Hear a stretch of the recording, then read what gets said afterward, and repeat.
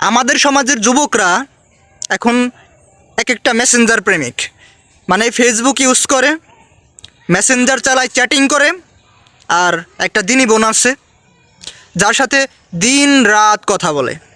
এখন এই দিনই বোনেরা তো আবার নামাজ পড়ার জন্য তার দিনই ভাইকে, মানে গার্লফ্রেন্ড তার বয়ফ্রেন্ডকে নামাজ পড়ার জন্য ফোন দিয়ে জাগনা করে দেয়। বা কত সোয়াবের একটা কাজ করতেছে, কত সোয়াবের একটা কাজ করতেছে, সে তো কনফার্ম জান্নাতি হয়ে যাইতেছে, তাই না?